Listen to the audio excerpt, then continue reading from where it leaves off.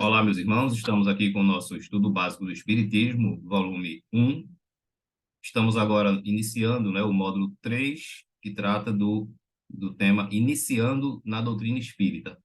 Esse é o primeiro roteiro desse módulo, que trata do Centro Espírita, a primeira parte, e, na sequência, a aula de número 60. Os centros espíritas são escolas de formação espiritual e moral, divulgam o espiritismo e atendem a todos que buscam orientação e amparo. Então, veja, para quem nunca frequentou um centro espírita, para quem está começando agora na doutrina espírita, né, e que deseja, porventura, frequentar um centro espírita próximo da sua residência, né, no seu bairro, enfim, você sempre vai encontrar algum centro espírita mais próximo.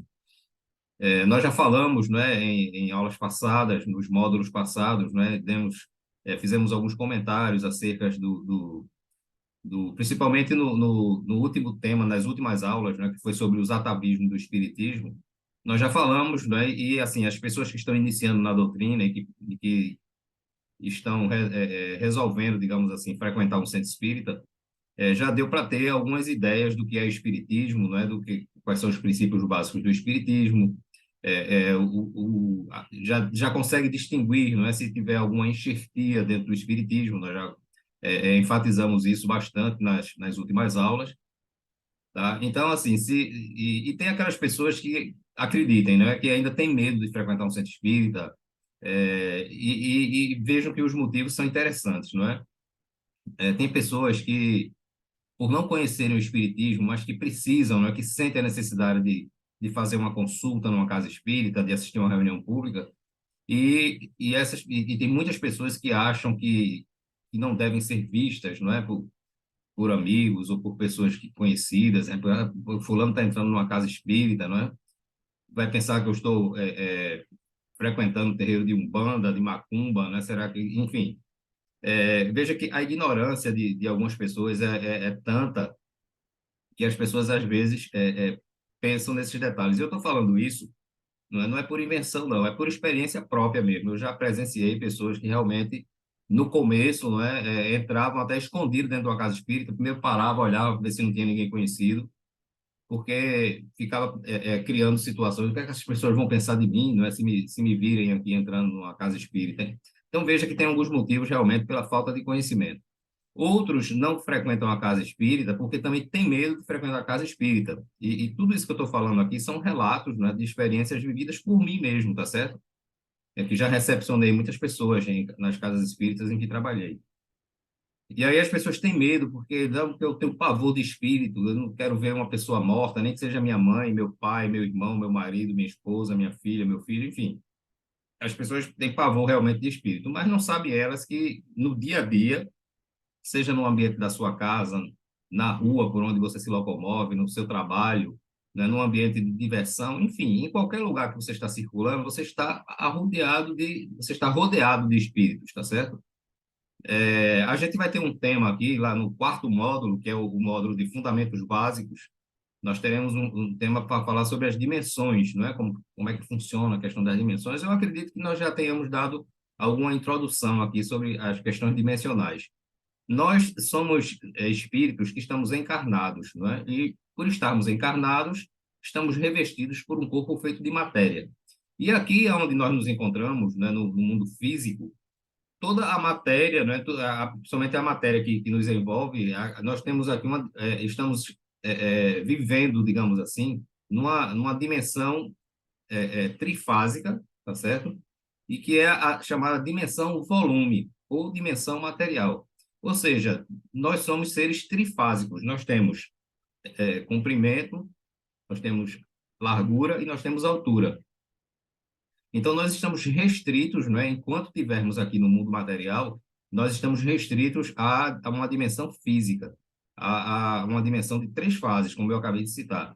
Mas existem dimensões que estão acima da nossa, não é? Que são dimensões também de três fases, mas que estão acima da nossa. Então, por exemplo, o mundo espiritual, ele se divide em infinitas dimensões. A gente não tem como mensurar quantas dimensões são, mas existem infinitas dimensões que sobrepõem a nossa. Então, é por isso que a gente não vê com os olhos físicos os espíritos. Não é porque eles são invisíveis, não é? Não existe ninguém invisível. Eles são visíveis até demais, só que eles estão numa dimensão acima da nossa, e a gente não consegue ver nada fora da nossa dimensão tridimensional, né? Da nossa dimensão trifásica. E aí nós vivemos cercados por espíritos, não adianta. Então não é pelo fato de você ir numa casa espírita ou no centro espírita que os espíritos vão passar a acompanhar você, ou seja, você vivia isolado, escondidinho no mundo, né? Nenhum espírito sabia que você existia, mas você entrou na casa espírita e agora todos os espíritos sabem que você existe. Então não é assim que funciona, né? Você está cercado muito mais de espíritos fora da casa espírita do que até dentro da casa espírita. Então as pessoas que têm esse receio, esse medo de frequentar o centro espírita, isso é bobagem, tá certo? À medida que vocês forem estudando, vocês vão vendo que isso não passa de bobagem. E eu já pensei assim também, tá certo? No começo. Isso aí não é uma coisa anormal, não. Eu já tive esse medo também, tá certo? Então, quem quiser ir frequentar uma casa espírita, vá sem medo. Não vai atrair nada de fantasmagórico, nem de místico para você, não, tá certo? Pode ficar tranquilo. Então, o centro espírita ele tem essa função. Ele é uma escola, não é, para formar as pessoas dentro dos conceitos do espiritismo, logicamente, não é? Mas, acima de tudo, uma formação moral e espiritual. É lá que o espiritismo é divulgado, não é? É lá que existem estudos, palestras, não é? Tratamento. Existem várias atividades nos centros espíritas que vocês vão perceber lá, que vocês vão entender à medida que vocês forem frequentando. Tá? Ele deve ser um núcleo de estudo, de fraternidade, de oração e de trabalho com base no Evangelho de Jesus, à luz da doutrina espírita. Então, isso eu estou trazendo aqui os conceitos, não é? E o objetivo a que se destina o centro espírita, tá? Para que vocês, que não conhecem, vocês possam a se informar a respeito do que é um centro espírita, tá certo?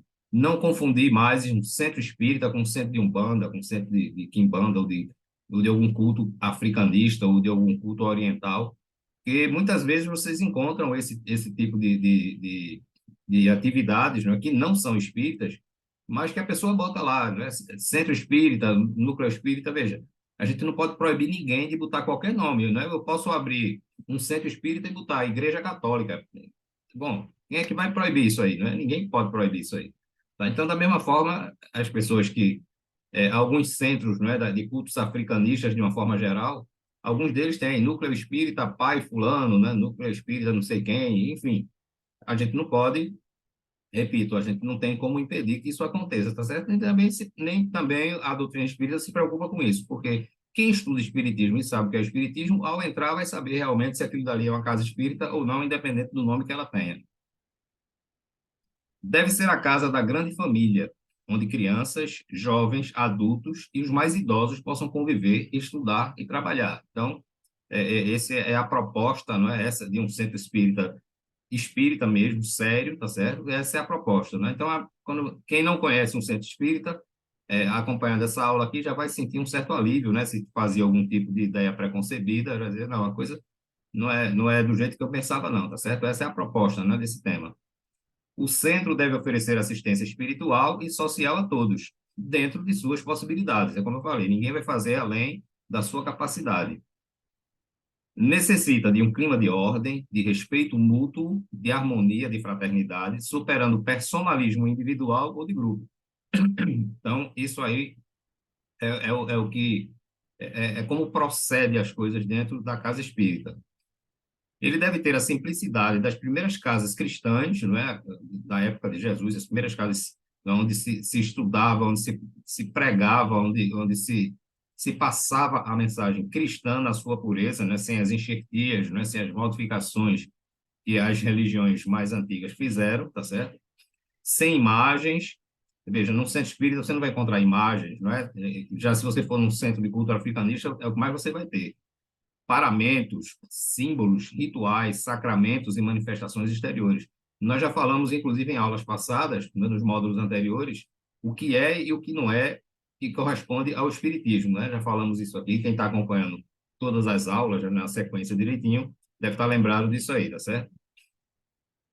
Ele deve organizar-se para desenvolver com eficiência as suas atividades básicas e cumprir suas obrigações legais. Então, o centro espírita, além das atividades, né, voltadas ao espiritismo, tá certo?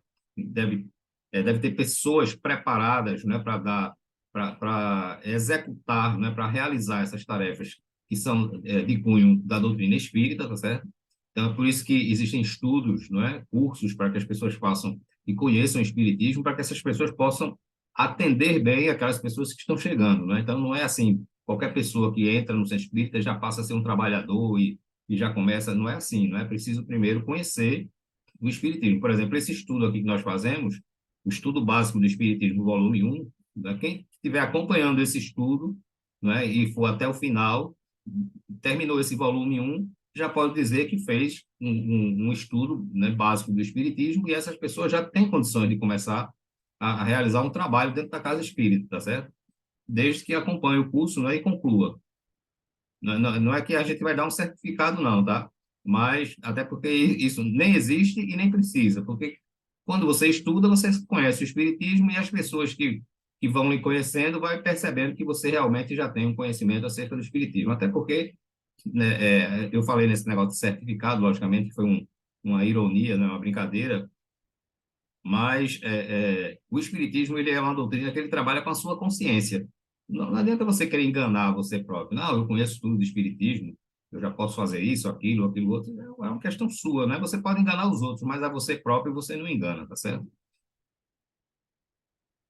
Deve primar pela vivência do espiritismo puro e simples, sem permitir qualquer coisa que vá de encontro à doutrina espírita, né? Falamos disso, inclusive, no tema passado. Não tem como finalidade única as manifestações espirituais. Veja, esse não é o objetivo do espiritismo, tá? Ele possui um conjunto de atividades que permitirão aos seus frequentadores uma grande oportunidade de trabalho constante. Então, vocês vão ver lá, não é? Além das atividades de origem espirituais, vocês vão ter lá a parte de assistência social, né, que envolve campanha do quilo, trabalho com gestantes, não é? Cestas básicas para a população carente, alguns centros disponibilizam médicos, né, para atender gratuitamente as pessoas, outros já conseguem ter odontólogos, né, que auxiliam, que atendem também a população carente, enfim, essa parte de assistência social ela é bem abrangente, né? Vocês veem aí pelas ruas a campanha do quilo, né, para se angariar alimento, né, para que se organize, forme cestas básicas e distribua para as pessoas pobres, né? Lá vocês vão encontrar dentro do setor da assistência social pessoas que preparam enxovais, né, as mulheres carentes, né, que vão casar, que vão constituir uma família, enfim. A parte de assistência social é bem abrangente. Você encontra também a parte de evangelização infantil, tá certo? Que vai desde a criança, me parece, com 8 anos de idade, 4 a 8 anos de idade, se não me falha a memória, tá certo? Até o adolescente, né? Então, isso são separados por faixas etárias, né? Então, tem pessoas lá, instrutores preparados, né, para dar a evangelização, ensinar o espiritismo, principalmente o evangelho, tá certo? Desde a criança na mais tenra idade até o adolescente.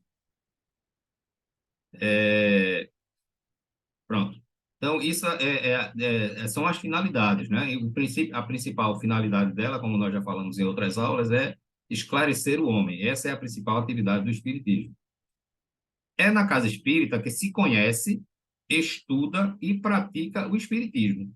Sua principal função é promover bases para que o homem faça a sua reforma moral. Então, através dos ensinamentos da doutrina espírita, não é? Quando você passa a aplicar esse entendimento, esse conhecimento no seu dia a dia, você já começa a trabalhar a sua reforma moral, a sua reforma interior, que é o objetivo do Espiritismo, né? Através do esclarecimento, proporcionar a todos aqueles que aplicam esse conhecimento a si mesmo, né? Promover a sua reforma moral.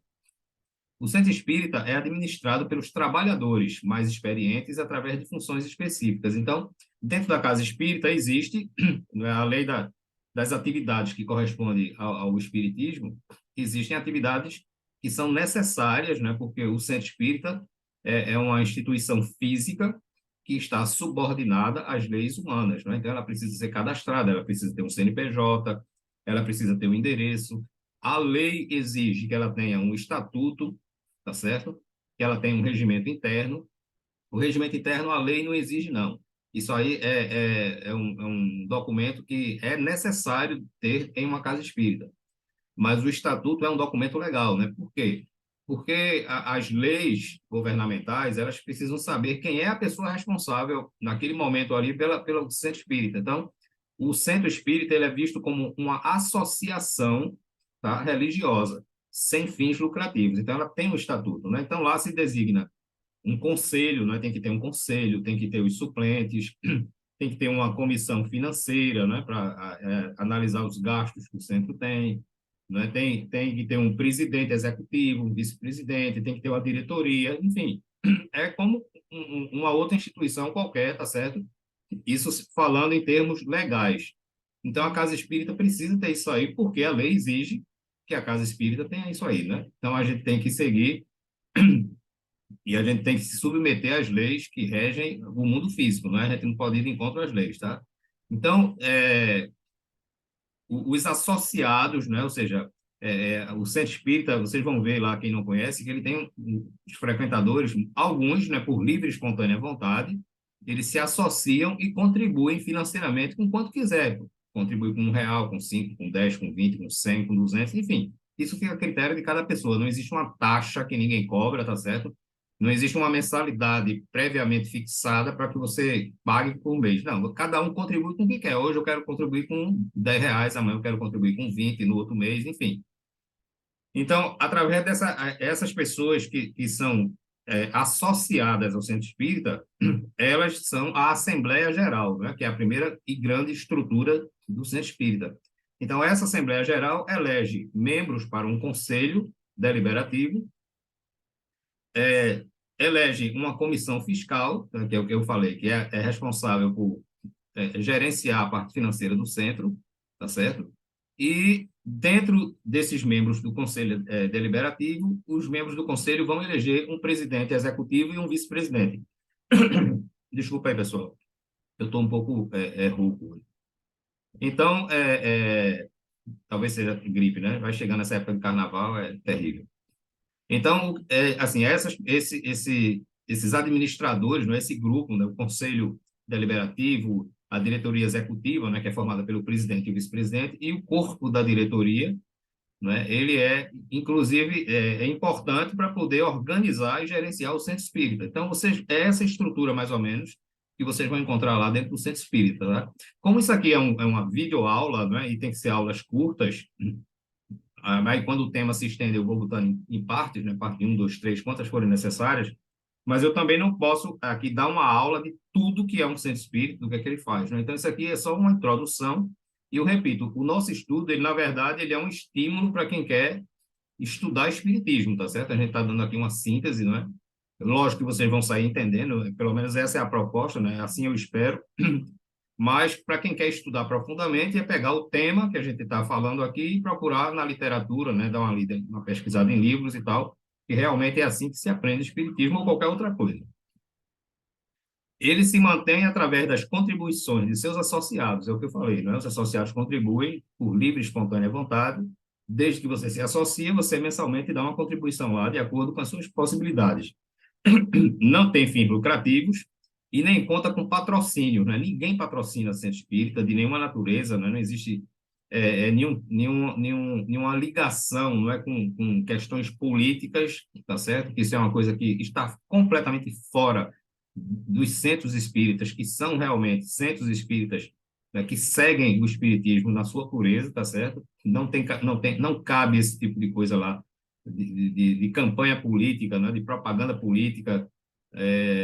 Se infelizmente vocês forem em algum centro espírita onde isso seja feito, está errado, tá certo? Infelizmente, é aquilo que eu falei, não é? Tem administradores de centros espíritas que se equivocam, que cometem erros mesmo, né? Que cometem atentados contra a doutrina espírita, e infelizmente, como eu falei, a doutrina espírita ela trabalha com a sua consciência, com o seu bom senso.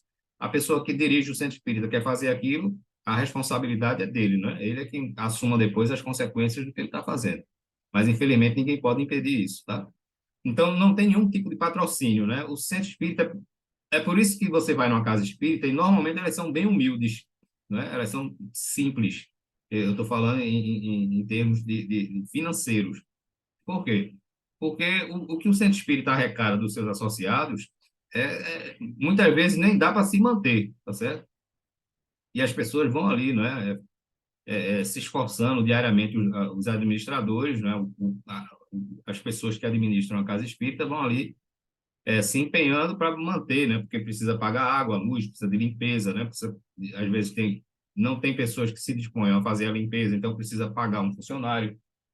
Enfim, a casa espírita tem todas as obrigações que qualquer outra instituição que não seja de cunho religioso, né, e que não seja do espiritismo, ela necessita, tá certo? Então, não existe remunerações, ninguém, nenhum trabalhador de um centro espírita, ele recebe nenhum tipo de remuneração, nenhum. Seja o presidente, o vice-presidente, seja do conselho, seja da diretoria, seja um simples trabalhador, ninguém. Eu já falei isso aqui, né? Uma diferença muito, muito grande do espiritismo para outras religiões é que o trabalhador espírita ele vive para a religião e não da religião, como a gente vê nas outras doutrinas, não é nenhuma crítica. Eu já repito aqui, quando eu faço comparações do espiritismo com outras religiões, não é porque eu estou querendo dizer que o espiritismo é melhor, porque eu já falei, é espírita quem quer ser espírita, é católico quem quer. Então, para a gente espírita, cabe a cada um seguir o seu caminho e que Deus abençoe a todos, não é? Que sigam os caminhos que quiserem, é o livre-arbítrio, tá certo? Então, não estou aqui puxando a sardinha, como se diz, para o lado do espiritismo, não. Até porque quando eu vejo alguma coisa errada, eu também falo aqui, tá certo? E já falei aqui, vocês que estão acompanhando o estudo aqui, vocês não são testemunhas disso. O que é errado, não importa se é dentro do espiritismo, se é fora do espiritismo. Então, o trabalhador espírita, ele não só se doa como pessoa, né, como espírito, como ele doa financeiramente também, né, o associado. Estou me referindo, no caso, ao associado, porque para você frequentar uma casa espírita, não é obrigado você ser associado, não, viu, pessoal? Você pode ser um simples frequentador, tá? Você pode passar 1 ano, 2, 10, 20, 100 anos frequentando a casa espírita sem se tornar um associado. Ninguém é obrigado a se associar. Agora, aquele que quer, por livre e espontânea vontade, ele se associa e dá a sua contribuição também no valor que ele quiser dar, no valor dentro das suas condições. Mas ninguém recebe remuneração e nenhum serviço que é oferecido dentro da casa espírita é pago, nenhum. Nem que seja por troca. Olha, a gente vai fazer um tratamento espiritual aqui, você traz uma cesta básica. Não existe isso dentro da casa espírita, tá? E toda assistência será sempre gratuita, né? É como nós acabamos de falar aqui. Então, com isso, a gente encerra aqui essa primeira aula. Esse tema, o Centro Espírita, está dividido em duas partes, né? A próxima aula será a segunda parte, onde a gente faz o fechamento desse assunto. E com essas duas partes, né? Essas duas aulas sobre o Centro Espírita, vocês, para quem não conhece um Centro Espírita, para quem está iniciando, com certeza vai ter uma ideia, uma base melhor, né? E quem sabe, até se for o caso, perder o medo e passar a frequentar uma casa espírita. Então, um grande abraço para todos, né? Todos tenham um excelente dia, que Jesus nos abençoe e nos ilumine hoje